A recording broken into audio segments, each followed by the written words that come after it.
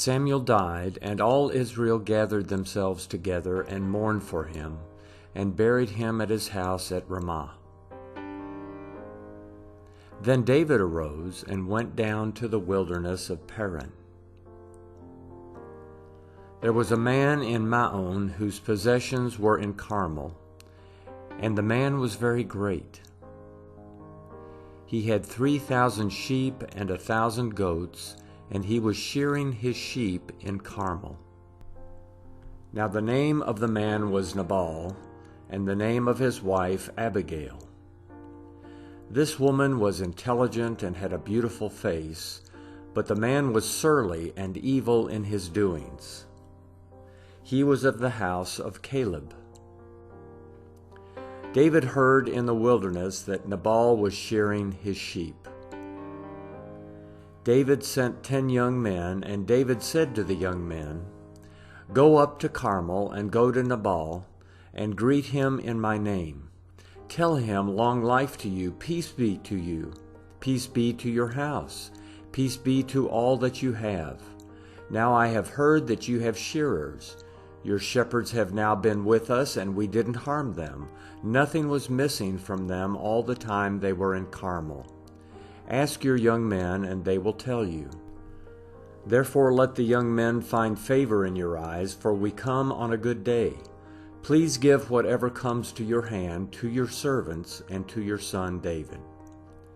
When David's young men came, they spoke to Nabal all those words in the name of David and waited. Nabal answered David's servants and said, "Who is David? Who is the son of Jesse? There are many servants who break away from their masters these days. Shall I then take my bread, my water, and my meat that I have killed for my shearers, and give it to men who I don't know where they come from?" So David's young men turned on their way and went back and came and told him all these words. David said to his men, "Every man put on his sword." Every man put on his sword. David also put on his sword. About 400 men followed David, and 200 stayed by the baggage.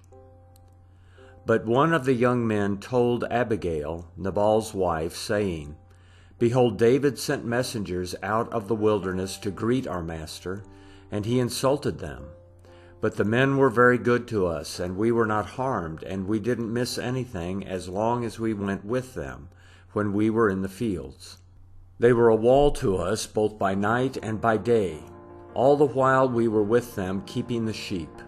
Now therefore know and consider what you will do, for evil is determined against our master, and against all his house. For he is such a worthless fellow that one can't speak to him."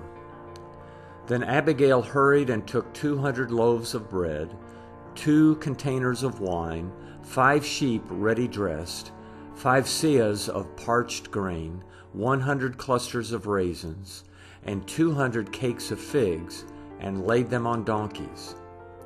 She said to her young men, "Go on before me. Behold, I am coming after you." But she didn't tell her husband Nabal. As she rode on her donkey and came down hidden by the mountain, behold, David and his men came down toward her, and she met them.